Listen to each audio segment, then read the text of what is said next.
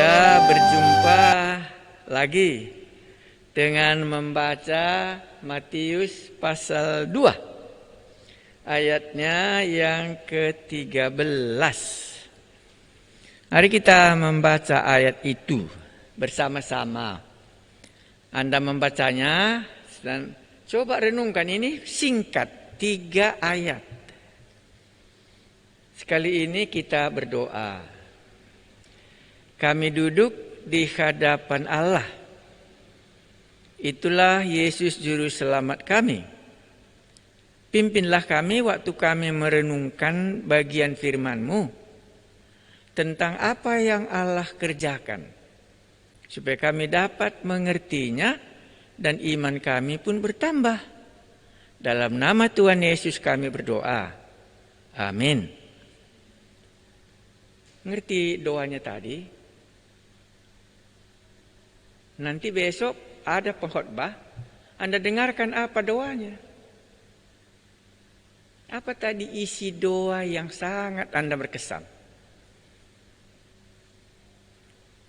Ini waktu aku doakan tadi, nggak sama dengan doa Anda.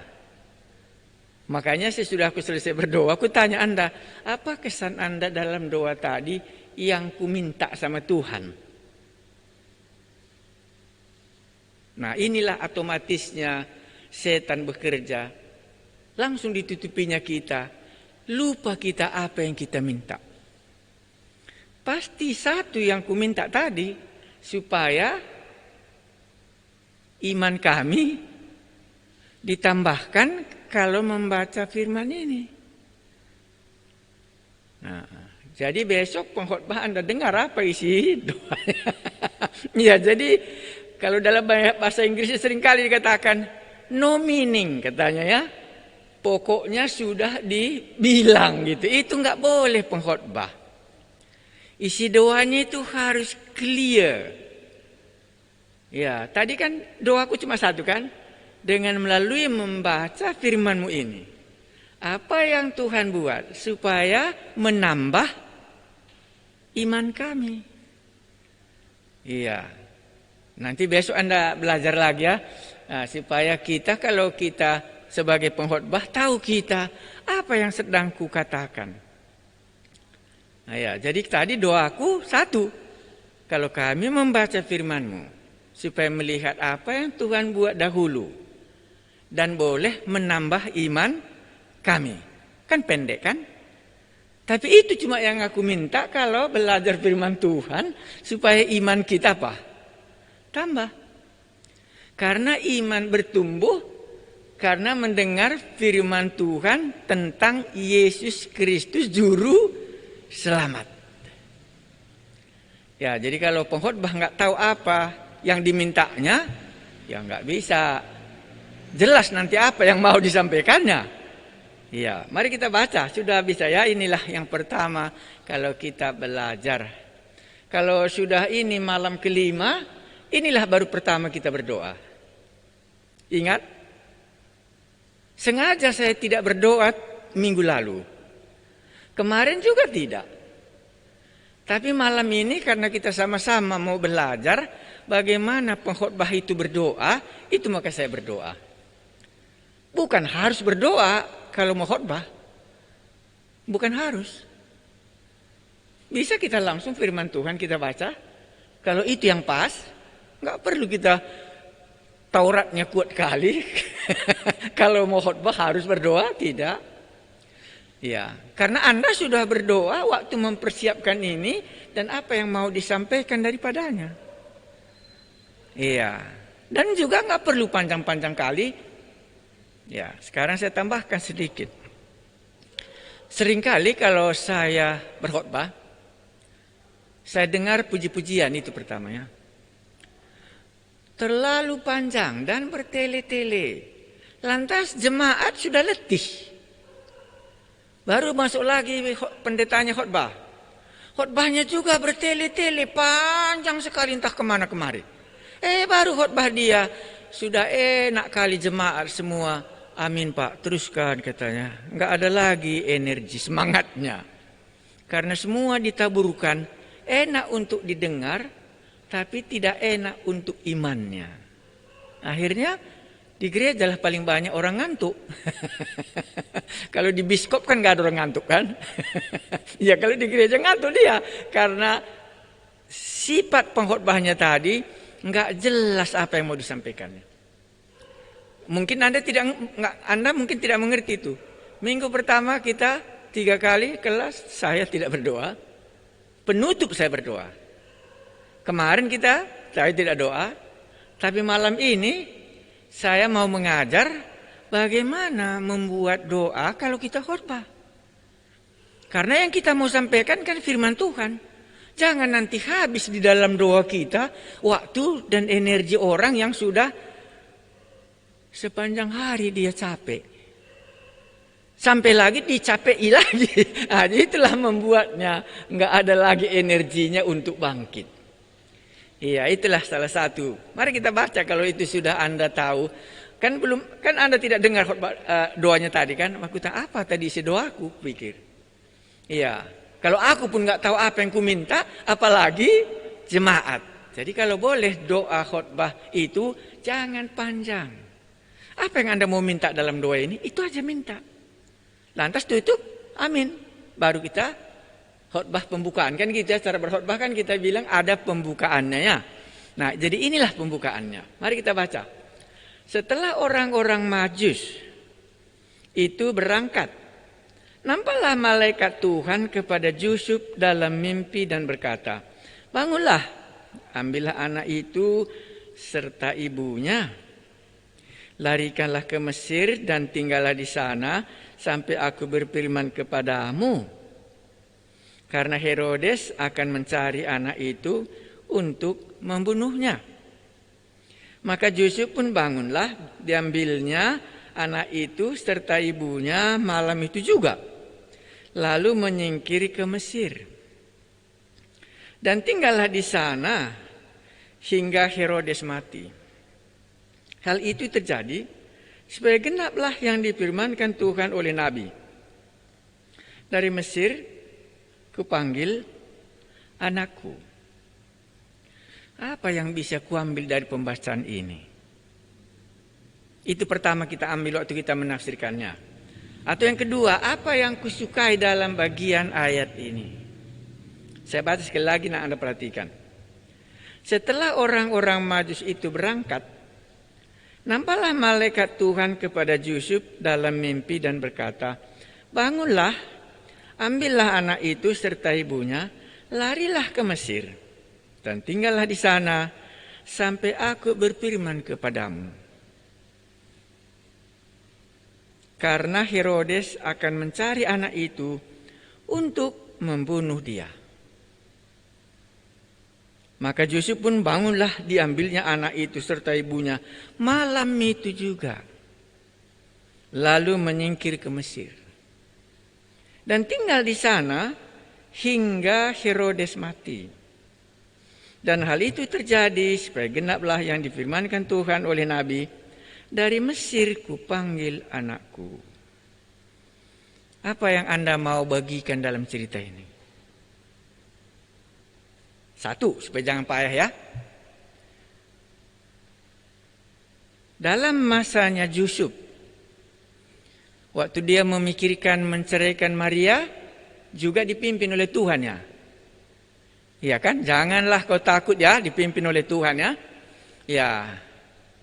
Jadi rupanya dalam bagian ini juga pun Tuhan masih juga memimpin dia. Sesudah anak lahir, sesudah Yesus lahir, itu pun Yusuf masih dipimpin oleh Tuhan. Kenapa dipimpin oleh Tuhan? Karena waktu tadi dia singgah di Yerusalem, kan di situ kita ceritanya 2 ya. Waktu dia singgah di Yerusalem, diceritakannya mengenai raja yang akan lahir itu kepada Raja Herodes. Dan dia sangka Raja Herodes ini orang yang sangat jujur, diceritakannya semua. Nah, rupanya Herodes ini orang yang jahat. Gitu. Nah, kalau ini aku berhenti khotbah, apa bisa aku buat aplikasinya? Pasti Anda akan katakan, pernah dia dipimpin, dan waktu dia ditipu orang lain pun dipimpin lagi supaya jangan sampai tangan Herodes mengambil Yesus yang baru lahir. Jadi rupanya pimpinan Allah bagi Yusuf tidak berakhir sekali saja. Karena apa yang sudah dimulai oleh Allah dan dia mau melanjutkannya seterusnya. Seandainya di sinilah aku berhenti berkhotbah. Jadi kalau pernah kita dipimpin oleh Allah, maka haruslah kita lanjutkan pimpinan Allah yang pernah kita alami. Tidak boleh kita melalaikannya. Kalau dia melalaikannya, maka anak itu akan sampai ke tangan Raja Herodes. Anak-anak Allah dipimpin oleh Allah. Bagaimanapun jahatnya Herodes, tetapi anak-anak Allah tidak bisa dikalahkan. Akan keluar dia daripada kepalsuan, penipuan Raja Herodes yang sangat rapi dibuatnya. Karena kan ini Yusuf kan mau kembali nanti lewat Yerusalem, baru dia pulang ke daerah Nazaret. Makanya malam itu dia harus dipimpin, karena apa yang dicakapkan antara Yusuf dengan apa yang dicakapkan dengan orang Majus, tahu dia. Ini kan orang Majus yang memberitakan bagaimana kelahiran Yesus ya. Iya, nanti dapatnya ini gitu. Jadi orang itulah harus dipimpin Yusuf langsung. Apalagi dikatakannya dalam ayat berapa itu? Ayat 14 ya.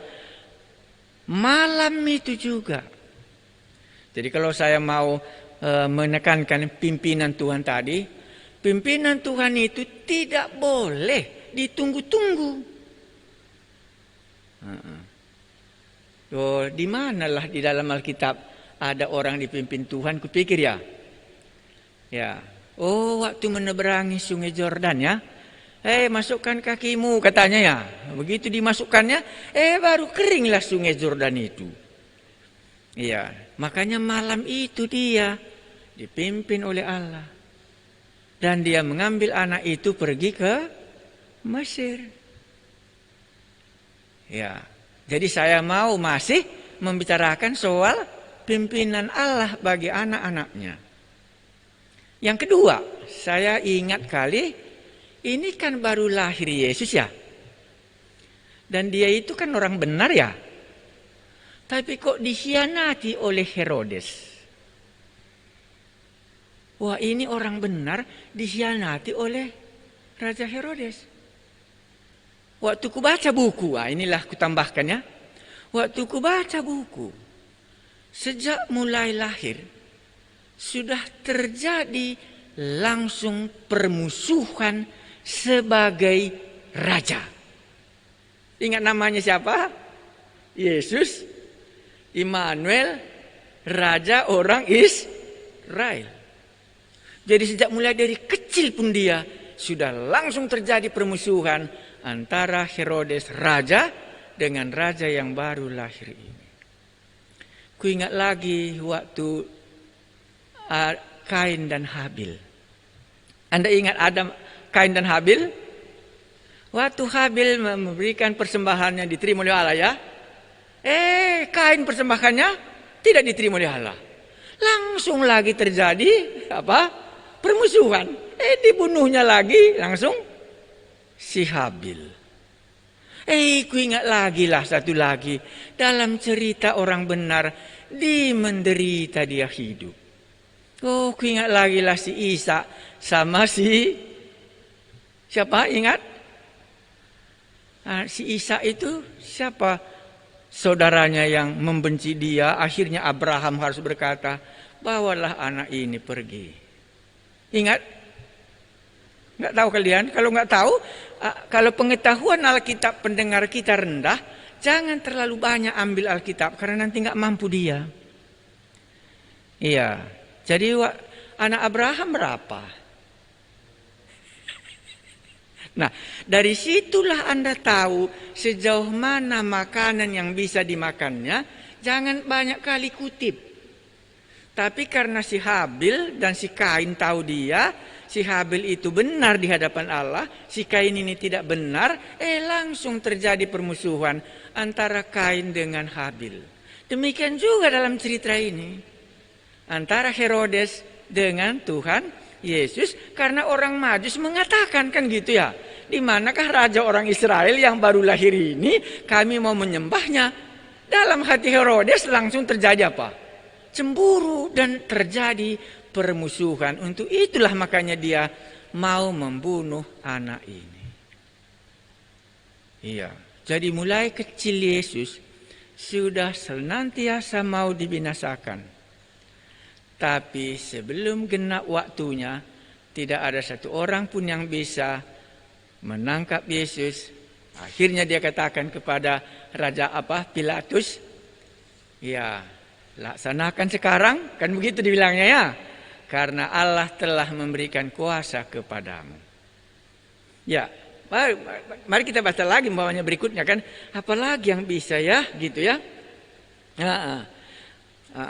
Kita langsung tutup ayat 15. Karena kita sudah belajar tema tema Injil Matius supaya genap ya. Karena itu aku mau tutup ayat 15.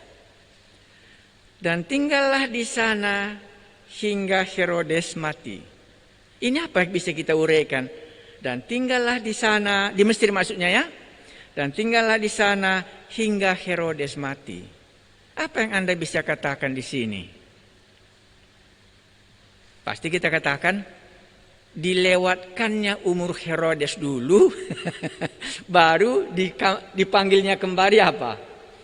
Ya Yesus ke daerah sesudah musuh itu binasa, barulah dia kembali ke Nazaret.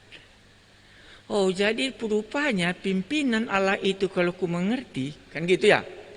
Untuk apa tadi mereka pergi ke Mesir? Karena ada musuh. Sekarang musuh ini sudah binasa, makanya barulah dia bisa ke sana. Ya, inilah umpamanya kesanku. Oh, kesan yang lain lagi ada kesanku waktu ku baca. Bangunlah, ambillah anak itu serta ibunya, larikanlah ke Mesir dan tinggallah di sana sampai aku berfirman kepadamu. Tunggu. Itu artinya ya. Iya, tunggu, jangan kau bergerak sebelum ku perintahkan lagi. Karena pergi ke Mesir ku kasih tahu, keluar dari Mesir pun harus juga ku kasih tahu. Nah, ini dua hal. Jadi kita berhentilah umpamanya di sini. Sadarlah kita jemaat kita enggak terlalu tahu pimpinan Roh Allah. Dia hidup biasa saja, makan minum orang percaya ke gereja. Tapi kalau ditanya pimpinan Roh Allah, sedikit pun dia tidak tahu. Nah, jadi kalau ini kesan kita, di sini kita berhenti berdoa, berhenti kita khotbah. Tapi kita sudah ungkapkan bahwa anak-anak Allah itu dipimpin oleh Roh Allah. Jadi waktu kita berhenti di sini, kita katakan, Tuhan, di tengah-tengah jemaatku ini, tak ada pimpinan Roh Kudus bagi kami. Padahal di Roma pasal 8 ayat 14 anak-anak Allah dipimpin oleh Roh Allah. Jadi perlu kali kami pengalaman seperti Yusuf ini. Supaya kami bisa terhindar dari penipuan Raja Herodes, dari rencana kejahatan Raja Herodes, supaya kami bisa hidup sebagai anak-anak Allah dipimpin oleh Roh Allah, sehingga itulah tandanya kami anak-anak Allah. Sebagaimana ada Bapa, ada anak kita, kan dipimpin Bapa kita. Makanya sayang sekali kalau orang-orang yang sudah lahir baru, yang sudah ada Roh Kudus di dalam dirinya, tapi enggak pernah dia mengalami bagaimana Roh Kudus memimpin dia. Jadi kalau pernah pengkhotbah itu dipimpin oleh Roh Kudus, diungkapkannya lah dalam hal apa dia pernah dipimpin oleh Roh Kudus. Nah, ini saya berikan salah satu. Waktu saya berada di Datah Bilang, itu di Sungai Mahakam, di Kalimantan Timur, dari Samarinda, kurang lebih 2 jam naik kapal ke daerah Samarinda itu. Itu namanya ada daerah, saya kebetulan bukan lagi di Datah Bilang, tapi di anak sungai yang lain. Satu hari kami biasa dengan jemaat baik-baik dan makan malam. Itu hari Minggu, biasanya kami kalau jemaat di sana punya kebiasaan. Kenapa saya isi dengan cerita ini? Supaya jemaatnya tidak capek kali mendengar. Jadi diselingi dengan yang bisa dia mengerti ya. Siap makan, biasanya kami berburu untuk ngambil binatang-binatang dari hutan supaya itu dimakan, karena itu di sana banyak kali. Jadi hari Minggu hampir jemaat itu banyak kali makanan. Jadi saya makan dan mereka makan bersuka cita. Akhirnya tiba-tiba mantret, sakit parah, non-stop. Dan waktu itulah saya diingatkan. Nah, ini kan sudah masuk pimpinan Tuhan ya. Saya diingatkan kembali bahwa mula-mula pertobatan saya harus khotbah ke Tanah Karo. Tapi saking senangnya saya di daerah orang Dayak ini, sudah lengket hatiku tinggal di sana untuk terus menjadi gembala mereka. Jadi melalui sakit ini, Tuhan memimpin saya kembali pulang ke Tanah Karo. Ya. Kan singkat ya.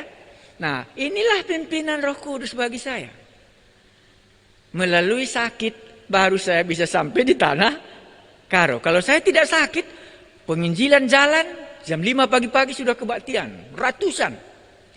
Iya, dan semua jemaat itu bagus. Tetapi karena pimpinan Allah memang dari dulu harus ke Tanah Karo, Tuhan berikan penyakit itu untuk mengingatkan saya supaya kembali ke sana. Ini melalui malaikat ya. Nah, tapi ini melalui pengalaman hidup, Roh Allah memimpin sampai kepada tujuannya. Supaya genap apa yang difirmankannya, saya harus pulang kembali ke Tanah Karo. Dan tidak diobati, sembuh sejak saya mulai pikirkan pulang. Ya, dan langsung bisa terjadi pimpinan Allah pulang. Itu enggak sangkut-sangkut lagi di mana. Berhenti pun di Jakarta, itu enggak. Karena sudah yakin dipimpin Tuhan kembali. Jadi kalau di sini kita berhenti, maka kita berdoa. Tuhan, kami ini adalah anak-anak-Mu. Roma 8 tadi mari kita baca ya. Karena kita anggap jemaat kita belum terbiasa hafal Alkitab. Roma 8 ayat 14 ya. Ya, Roma 8 ayat 14. Karena di dalam hati kita, sekali ini aku berdoa supaya Roh Kudus turun atas jemaatku, dan jemaatku ini dipimpin oleh Roh Allah. Masa gembalanya saja dipimpin oleh Allah? Tidak benar. Karena semua anak-anak Allah dipimpin oleh Roh Allah. Saya baca. 14. Semua orang yang dipimpin Roh Allah adalah anak Allah. Jadi tandanya ada Roh Allah sama kita, dia salah satu pekerjaannya memimpin kita. Nah, makanya kalau ada yang di tengah-tengah jemaat itu pernah dia mengalami pimpinan Roh Kudus dalam hidupnya, kalau ditampilkan kesaksiannya, maka dipadukanlah. Sebagaimana Yusuf dipimpin oleh malaikat, supaya dia melarikan anak ini ke Mesir. Dan dia harus tunggu di Mesir sampai Tuhan kembali memanggil dia. Dan sesudah Raja Herodes mati, barulah kembali. Nah, jadi pimpinan Allah tidak boleh atas kehendak sendiri. Sudah pergi ke Mesir, sekarang balik lagi langsung balik. Harus ditunggu. Iya, makanya mungkin Anda ingat 2 tahun kami bertahan. Pergi diperintahkan, tapi pulang belum ada perintah. Jadi harus ditunggu sampai ada perintah. Ada perintah pergi, ada perintah pulang. Maka dikatakannya tadi di sini apa? Larilah ke Mesir dan tinggallah di sana sampai aku berfirman kepadamu. Jadi pergi diperintahkan, pulang pun diperintahkan. Baru dikatakan 15, dan tinggal di sana hingga Herodes mati. Oh, sudah lenyap musuh ya. Jadi bisalah pulang ke sana. Ini kondisi. Yang mau membunuh anak tadi sudah mati, ya berarti bisalah dia pulang ya. Oke. Hal itu terjadi supaya genaplah yang difirmankan Tuhan oleh Nabi. Dari Mesir kupanggil anakku. Aku tambah lagi dalam otakku ini karena sudah tahu sedikit Alkitab ya. Apa sebenarnya Mesir ya? Ya kan? Apa sebenarnya Mesir?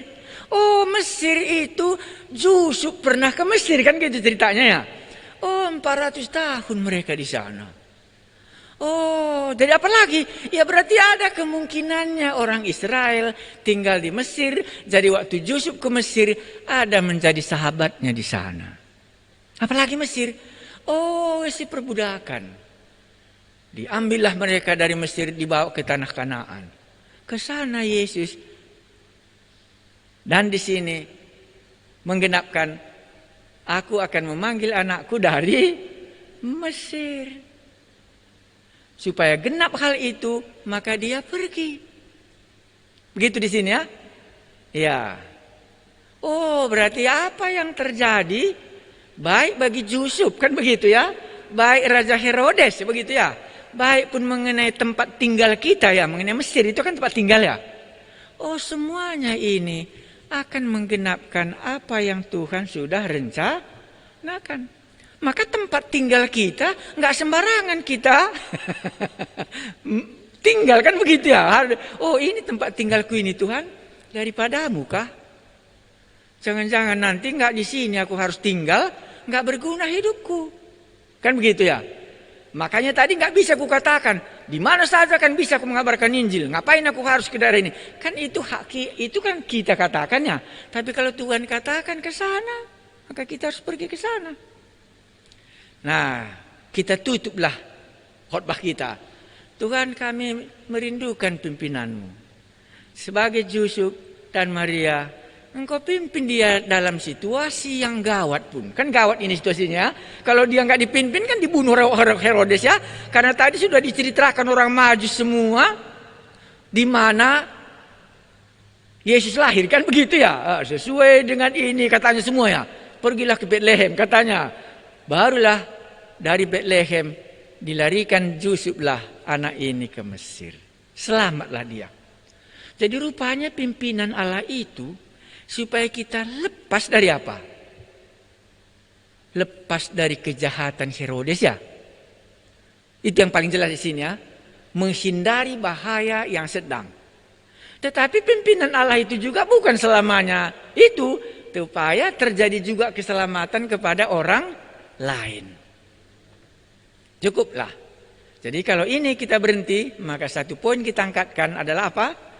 Tuhan pimpinlah jemaatku ini. Enggak pernah dia mengetahui bagaimana sebagai anak-anak Allah dipimpin. Tapi sebagai anak bapa, sebagai anak ibu, enggak pernah saya dibiarkan ibuku kalau salah perjalananku.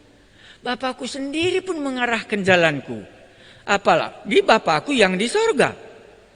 Makanya dikatakannya tadi anak-anak Allah dipimpin oleh Roh Allah. Jadi Roh Allah yang ada di dalam kita ini ya untuk memimpinlah. Nah, berhenti kita karena mau kita khotbah tadi kan cuma 20 menit kan. Nah, di sini tutuplah. Dan iman kita mulai bertumbuh. Nanti kita dengar anak-anak kita, jemaat kita, yang mendengarkan khotbah kita, dia punya pengalaman dipimpin oleh Roh Allah. Dengan pimpinan Roh Allah itu membuat kita semakin yakin bahwa dia adalah anak-anak Allah. Iya. Cukup? Nggak ada yang ditanyakan, kita langsung bagian khotbah yang kedua. Karena singkat-singkat ya, kan belajar. Ini lagi yang kedua. Ketika Herodes tahu, ini cerita yang berikutnya, bahwa ia telah diperdayakan oleh orang-orang Majus itu. Karena orang Majus kalau dibaca di ayat 12 kan nggak di situ dilewat ya. Ya kan baca 12 kan tahu ya. Orang Majus itu lari dari jalan lainnya. Dia tidak kembali ke Yerusalem. Ayat 16. Ketika Herodes tahu bahwa ia telah diperdayakan oleh orang-orang Majusi itu, ia sangat marah. Lalu ia menyuruh membunuh semua anak di Bethlehem, ya, karena di situ Yesus lahir, ya, dan sekitarnya, yaitu anak-anak yang berumur 2 tahun ke bawah, sesuai dengan waktu yang dapat diketahuinya dari orang-orang Majusi itu. Jadi orang Majusi inilah sebenarnya membukakan rahasia kelahiran Yesus kepada kerajaan Herodes. Kalau itu terlalu payah jangan disebut. Karena ini kan sudah mulai agak payah kalau itu kubilang, ya. Jadi rahasia kelahiran Yesus di Bethlehem semua dibukakan oleh orang Majus kepada Raja Herodes. Karena orang Majus datang dari timur mau menyembah. Dikiranya orang-orang di Yerusalem, karena tempat Yerusalem itu adalah tempat ibadah orang Israel, pastilah orang-orang baik semua di Yerusalem. Makanya orang Majusnya membukakan rahasia tentang kelahiran Yesus kepada orang-orang di Yerusalem. Loh, tapi kan di Yerusalem Pak rumah ibadat. Tapi kepada mereka tidak diberitakan. Tidak ada malaikat datang ke bait Allah, hei semua di bait Allah. Enggak. Kamu yang siang malam 24 jam memberikan persembahan, hari ini telah lahir juru selamat. Tak diberitahukannya juru selamat lahir ke bait Allah. Tetapi orang Majus yang menceritakan ini karena dia mau menyembah Yesus yang lahir itu. Orang Majus itu kan perbegu, ya, jadi bukan orang ini dia. Iya, jadi bisa rupanya orang-orang di Yerusalem, orang-orang rohani, nggak tahu Yesus sudah lahir. Kalau gembala-gembala, malaikat, ya. Kepada Yusuf juga malaikat, ya. Kepada Maria juga malaikat, ya. Orang-orang beribadah yang memberikan persembahan 24 jam satu hari, ada Lewi, ada imam, semua bait Allahnya begitu megah dengan emas-emas semua. Enggak tahu mereka bahwa Yesus sudah lahir di kandang domba di kota Bethlehem. Sayang, ya. Nah, supaya nanti bisa kita lihat, ya berarti kalau orang rohani bisa dia begini pengetahuan imannya, kan begitu, ya. Kan orang rohani kali Yerusalem. Bahkan orang Majus menganggap orang-orang Yerusalem itu orang yang rohani betul. Dari sini ceritanya. Raja Herodes dan sekitarnya itu, imam-imam kepala. Apa namanya tadi yang menyelidiki kitab suci, kan gitu, ya. Rupanya semuanya tak ada lagi orang rohani di dalamnya. Sehingga bisa kita katakan, jangan anggap gereja ini orang rohani di dalamnya. Yang ada di dalamnya Herodes. Yang bermanis mulut, ya, gitu, ya. Aku pun mau menyembah katanya, tapi dia nggak mau, kan begitu di sini. Makanya karena dia sudah ditipu oleh orang Majus, marahlah dia. Karena dia raja, diharapkannya kali orang Majus itu dapat nanti pikirnya. Datang lagi mimpi kepada orang Majus, jangan kau pergi ke Yerusalem karena Raja Herodes mau membunuh anak itu. Terhindar lagi. Wah, jadi orang penipu bagaimana? Ditipu lagi, kan begitu. Wah, jadi berhentilah kita menipu sebelum kita apa? Sebelum kita ditipu oleh orang lain. Iya, makanya marah kali si raja ini, kan begitu ceritanya ini. Ketika Herodes tahu bahwa ia telah diperdayakan oleh orang-orang Majusi itu sebagai orang besar, ia sangat marah. Lalu ia menyuruh membunuh semua anak di Bethlehem dan sekitarnya, yaitu anak-anak yang berumur 2 tahun ke bawah, sesuai dengan waktu yang dapat diketahuinya dari orang-orang Majusi ini. Berarti sudah 2 tahun orang Majusi itu singgah di Yerusalem. Dari hitung-hitung, 2 tahun. Kalau begitu semua bayi di sekitar itu, kan begitu ini. Karena tadi, Bethlehem, kan gitu, ya, dari kitab Mika, ya. Pasti di situ lahir, bunuh semua. Rupanya sudah lari Yesus kemana? Ke Mesir. Gak ada lagi dapatnya. Ayat 17. Dengan demikian genaplah firman yang disampaikan oleh Nabi Yeremia. Terdengarlah suara di Rama tangis dan ratap yang amat sedih. Rahel menangisi anak-anaknya dan ia tidak mau dihibur sebab mereka tidak ada lagi. Sebagaimana Injil Matius, senang apa saja yang terjadi, dia melihat dari sisi penggenapan yang Tuhan sudah katakan. Itu kan dari sini ya. Jadi dari cerita ini Matius yang kita sudah katakan tadi sebagai orang Lewi, dia belajar perjanjian lama, genap semua. Anak-anak dibunuhi pun di sekitar Bethlehem, sudah dinubuatkan oleh kitab Nabi Yeremia rupanya ya. Iya, ini kan Yeremia ayat 18 ini kan Yeremia 31 itu ya, ayat 15. Iya. Loh, jadi kalau memang ini terjadi, bagaimana? Kan gitu ya. Kok yang jahat pun terjadi? Kenapa enggak dilindungi anak-anak yang tidak berdosa tadi? Herodes, taruhlah Herodes jahat, kan begitu ya. Tapi kenapa anak-anak yang di sekitar Bethlehem ini dan di sekitarnya ini kok dibunuhi semua umur 2 tahun ke bawah? Tetapi Matius bukan itu yang mau dikatakannya. Ini juga terjadi. Makanya dari sisi sejarah, ini udah anak agak tingkat khotbahnya sedikit ya supaya Anda tahu. Dari sisi fakta sejarah, dari sisi kabar dunia ini, tidaklah salah bahwa Injil ini ada fakta kebenarannya. Yesus lahir di Bethlehem karena anak-anak mereka dibunuh pada zaman itu. Sejarah Kekaisaran Romawi mencatat ini. Dan Matius sebagai penulisnya mengungkapkannya.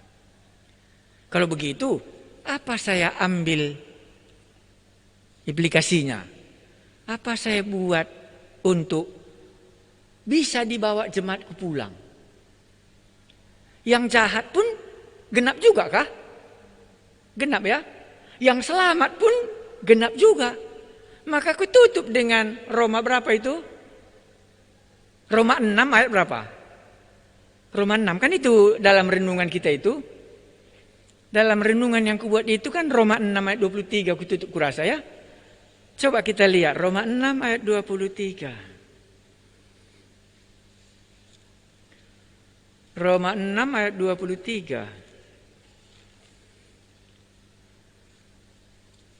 Apa di dalam Roma itu? Karena ini Paulus ya.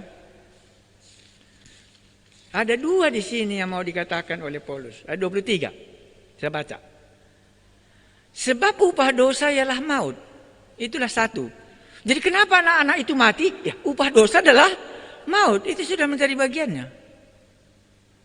Jadi kematian anak-anak itu bukan karena Herodes jahat, tetapi karena dia sudah berbuat dosa. Upah dosa adalah maut.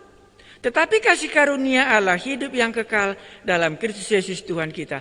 Maka di sini ada 2. Kejahatan Herodes untuk membuat anak-anak ini tadi mati. Tetapi yang kedua kasih karunia.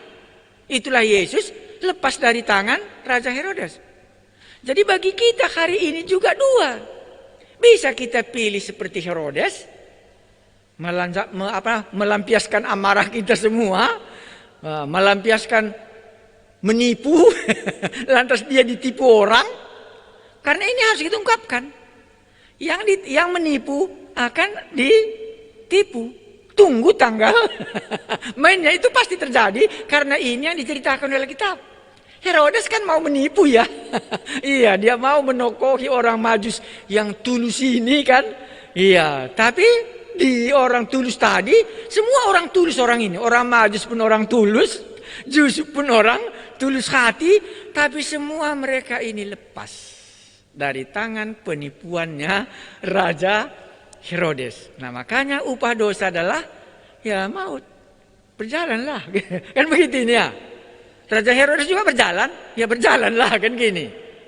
Nah, barulah satu lagi kasih karunia pun berjalan juga.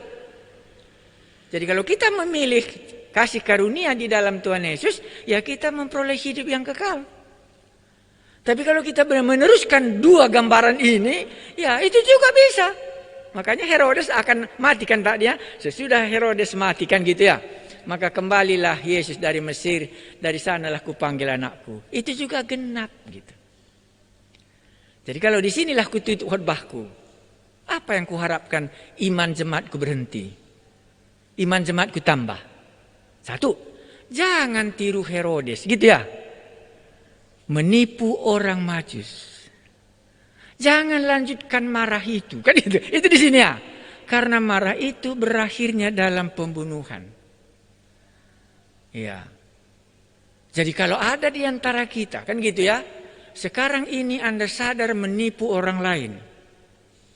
Sebelum itu terjadi, berhentilah dulu.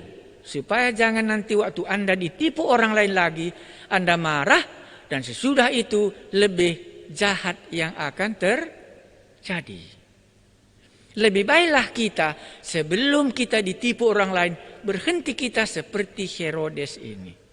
Begitu jujurnya orang Majus, karena mau dia menyembah raja yang lahir itu, tetapi ditipunya orang Majus yang jujur tadi. Dan di dalam hal itulah Tuhan melindungi dia. Tetapi Herodes melanjutkan niatnya yang jahat itu. Jadi kita lihatlah dalam hati kita. Nah ini kan tadi doa kita apa? Kalau kami mendengarkan firman-Mu supaya iman kami bertambah. Jadi kita akan bertambah iman kita melihat Raja Herodes penipu ini lantas ditipu oleh orang Majus ini. Dan sesudah itu dilampiaskannya lah murkanya ini kepada anak-anak yang tidak ada salahnya. Iya, dia ditipu oleh orang Majus karena dia tidak dapat membunuh Yesus. Anak-anak di sekitar itulah dibinasakannya. Tetapi dari segi firman Tuhan, dari segi Matius, itu dia tidak menjadi persoalan bagi Matius. Yang dilakukannya itu tahu kok apa? Untuk menggenapkan apa yang dikatakan oleh Allah. Jadi Matius tidak akan membela Herodes dan dia tidak akan membela orang Majus, tapi Matius hanya mengungkapkan inilah kebenaran Alkitab. Inilah kebenaran firman Tuhan, apa yang dia sudah katakan dia akan menggenapkannya, bagaimana caranya itu terserah ke dalam tangan Allah sendiri. Maka kemungkinan Nabi Yeremia tidak mengerti ayat ini penggenapannya nanti waktu Yesus lahir dan anak-anak di sekitar daerah Bethlehem ini akan dibunuh. Karena Nabi Yeremia mungkin lahir, mungkin itu 600 tahun, hampirlah 650 tahun sebelum Yesus lahir dia menubuatkan kitab Nabi Yeremia ini. Kalau Nabi Yesaya kemarin berilah namanya Immanuel, itu kurang lebih 800 tahun sebelum Yesus lahir. Jadi mengenai kematian anak-anak di Yerusalem, kematian anak-anak di Bethlehem sudah dibuatkan oleh kitab Nabi Yeremia ini. Loh, jadi kalau begitu Pak, kita berjalan di bumi ini, ada firman Tuhan yang Anda sedang genapkan. Itulah tadi maka saya pilih Roma 6 ayat 23, upah dosa adalah maut. Itu sedang Anda genapkan. Dan ada juga firman Tuhan yang sedang digenapkan, tapi kasih karunia di dalam Yesus Kristus kita juga digenapkan, memperoleh hidup yang kekal itu juga. Jadi yang mana digenapkan kepada kita? Kalau Matius katakan itu terpilih, itu Andalah yang memilihnya. Tapi ini tidak bisa ditawar dan ini tidak bisa dibatalkan oleh siapapun. Ini pasti akan digenapkan dalam hidup kita masing-masing. Sebagaimana sudah digenapkan bagi anak-anak di daerah Bethlehem dibunuh untuk menggenapkan apa yang dikatakan oleh kitab Nabi Yeremia. Dan sudah digenapkan bagaimana Herodes si penipu sekarang sudah ditipu oleh orang Majus. Sebenarnya bukan orang Majus yang menipu, Allah yang mengatakannya kepada orang Majus, jangan kau pergi lewat siapa? Herodes itu, karena Herodes itu manis di mulut, nanti dia mau membunuh anak ini. Pulanglah dengan jalan lain. Jadi orang-orang yang dipimpin Allah mentaatinya. Dia enggak takut kepada Raja Herodes, tapi dia lebih takut kepada Allah. Sehingga orang Majus pulang dari jalan lain, Panaslah hatinya. Herodes sebagai raja ditipu oleh orang Majus. Nah, jadi kita kembali lagi, karena sebagai pengkhotbah jangan kita berhenti nggak mengambil kesimpulan. Kesimpulan yang mana kita ambil? Pernahkah kita mengalami pimpinan Tuhan? Kan itu tadi ya, Yusuf itu orang yang dipimpin oleh Roh Allah. Tetapi kalau kita pilih Raja Herodes juga boleh. Menipu orang Majus, tetapi dia dipuji, dia juga ditipu oleh orang Majus. Dan sekarang dia marah, dan akibatnya kematian anak-anak di daerah Bethlehem. Dan itu terjadi juga supaya genap yang sudah katakan oleh kitab Nabi Yeremia. Jadi yang mana kita pilih, menggenapkan kita seperti Raja Herodes kah? Atau kita menggenapkan seperti yang dikatakan oleh Roh Allah kepada kita. Anak-anak Allah dipimpin oleh Roh Allah. Jadi saya tutup di sini umpamanya khotbah. Supaya jemaat pulang, kalau dia tadi mau menggenapkan yang jahat, biarlah dilanjutkannya. Tapi tahu dia apa nanti terjadi. Karena firman Tuhan ada dua posisi yang harus kita sampaikan setiap saat. Bisa dia menolak, bisa dia menerima. Dua-dua ada hasilnya. Yang menolak seperti Raja Herodes, yang menerima seperti Yusuf dipimpin oleh Allah. Upah dosa adalah maut kalau dia tidak mau bertobat, kalau dia tidak dilahirkan kembali, kalau dia tidak menerima Yesus. Yesus inilah yang mengampuni dosa, Immanuel Allah menyertai kita, maka dia akan memilih maut. Jadi Allah itu enggak memaksa kita bertobat. Iya. Kalau enggak tadi kan bisa dihambatnya Herodes ya, enggak. Tapi dia tidak. Tetapi Allah kita itu memberikan kebebasan kepada kita. Makanya kepada Yusuf itu jelas ya, berilah namanya Yesus katanya ya. Karena dialah yang mengampuni dosa umatnya katanya. Inilah beri Immanuel namanya ya, supaya Allah menyertai kita. Dan kelihatan Yusuf disertai oleh Allah, tidak sampai anak ini ke tangan siapa? Ke tangan Herodes. Tapi Herodes melanjutkan apa yang jahat di dalam hatinya. Orang Majus ditipunya, sekarang dia ditipu. Jadi bisa kita lihat, oh begini rupanya prosesnya kejahatan itu. Sehingga bisa kita menganalisa hidup kita. Bisa kulanjutkan, upah dosa dalam maut, itu neraka. Tapi bisa juga ku pilih apa tadi katanya, tetapi kasih karunia adalah hidup yang kekal di dalam Tuhan Yesus. Yang mana kita? Umpamanya sampai di sinilah khotbahku kan. Nah, kututuplah dengan doa. Ya, pasti doaku tadi pertama, pimpinlah kami sebagai anak-anak Allah. Kedua apa isi doanya? Janganlah ada di antara kami seperti Herodes. Kan gitu ya. Tetapi kalau dia berjalan terus, biarlah dia Herodes. Supaya genaplah firman Tuhan. Upah dosa adalah maut. Supaya nanti waktu dia di neraka, diingatnya firman Tuhan ini. Tapi nggak bisa lagi kemana? Iya, nggak bisa lagi pindah ya. Iya. Masih ada waktu sedikit. Kupikir ya, kutambahkan ceritanya. Anda ingat itu orang kaya dan orang miskin? Cerita si Lazarus? Iya. Waktu dia hidup, Lazarus itu mungkin khotbah kan begitu ya. Sesudah dia mati, mungkin diingatnya lah semua khotbah Lazarus ini. Maka dimintanya apa? Suruhlah Lazarus itu Bapak Abraham ke rumahku katanya ya. Karena masih ada saudaraku di sana. Supaya diperingatkannya dia katanya kan. Supaya jangan saudaraku itu ke sini. Kenapa? Karena didengarnya khotbah itu. Hanya nggak bisa lagi.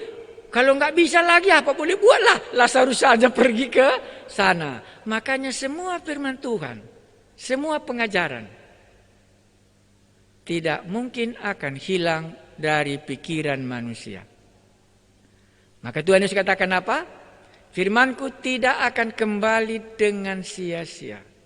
Dia akan melakukan apa yang kusuruh mengenai dia. Jadi sebagai pengkhotbah kita harus itu lengket di dalam pikiran kita. khotbah yang kusampaikan hari ini tidak bisa dilupakan. Sampai nanti di neraka pun dia seperti orang kaya itu diingatnya Lazarus dan diingatnya. Tak mungkin dia lupa.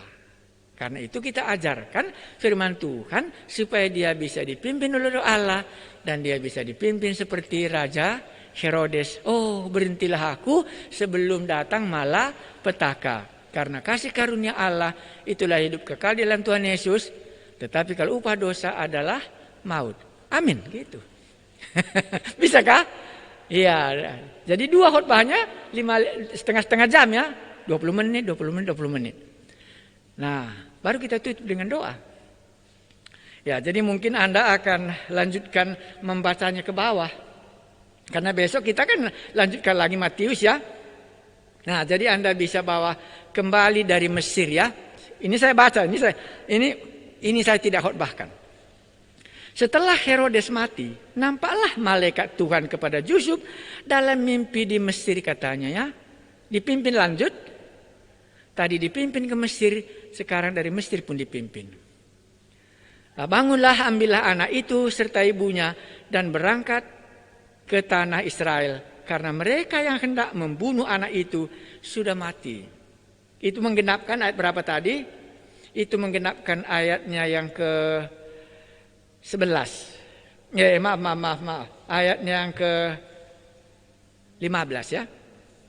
Dan tinggallah di sana hingga Herodes mati. Ya, baru dikatakannya tadi, larilah ke Mesir dan tinggallah di sana sampai aku berfirman kepadamu. Ayat 13 ya. Dan di sini Allah berfirman lagi. Kan begitu ya? Bangunlah anak itu, ambillah karena Herodes sudah mati. Lalu Yusuf pun bangunlah, diambillah anak itu serta ibunya dan pergi ke tanah Israel. Tetapi setelah didengarnya bahwa Archelaus menjadi raja di Judea, menggantikan Herodes ayahnya, ia takut ke sana.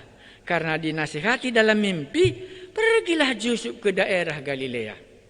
Setibanya di sana, ia pun tinggal di sebuah kota yang bernama Nazaret. Hal itu terjadi supaya genaplah firman yang disampaikan oleh nabi-nabi bahwa ia akan disebut orang Nazaret. Jadi itulah sebabnya Yesus disebut orang Nazaret. Dan dia pergi ke sana. Jadi kalau kita mau melihat pimpinannya, tak pernah pimpinan Allah itu separuh-separuh. Untuk mengetahui pimpinan Allah yang benar, akan dipimpinnya sejak berangkat sampai kepada tujuannya. Demikianlah dalam hidup kita sebagai orang-orang percaya. Mari kita berdoa. Kami mengucap syukur dalam belajar menafsirkan kitab suci ini. Kami semakin dibenahi untuk mengerti firman Tuhan dan boleh menyampaikannya. Karena itulah kerinduan kami mengungkapkan firman Tuhan. Malam ini kami belajar bagaimana Tuhan memimpin Yusuf dalam banyak hal. Kami rindu satu hal saja pun Tuhan, pimpinlah kami sebagai anak-anak-Mu. Kami memuji nama-Mu bahwa genaplah firman Tuhan itu bagi Raja Herodes. Itulah firman Tuhan dalam kejahatan, upah dosa adalah maut. Kami berdoa supaya hal ini tidak terjadi dalam hidup kami, tetapi kami akan memilih kasih karunia di dalam Tuhan Yesus itu, mempercayai bahwa berilah namanya Yesus, di dalamnya lah dosa kami dapat diampuni. Kami berdoa supaya Roh Kudus memimpin kami ke arah keselamatan itu, dan supaya Tuhan menjauhkan kami dalam pikiran yang jahat seperti Raja Herodes. Kalau ada di antara kami yang masih menipu seperti Raja Herodes menipu orang Majus, sebelum hal itu terjadi, supaya kami bertobat dan meninggalkan kejahatan itu dan menerima kasih karunia di dalam Tuhan Yesus, dosa kami diampuni, dan akan jadilah Immanuel, Allah beserta dengan kita. Terpujilah nama-Mu Yesus Tuhan kami, yang sudah mengajari kami malam ini untuk menambahkan iman kami kepadamu, bahwa yang benar itu Engkau-lah yang akan memimpinnya. Dalam nama Tuhan Yesus, Tuhan dan Juru Selamat kami berdoa. Amin. Baik, selamat malam. Terima kasih. Salam sehat. Besok kita sambung lagi. Gurunya ini belum capek. Jadi kalau 1 jam itu masih sukacita dia sambil mengerjakan pekerjaan yang lain. Maka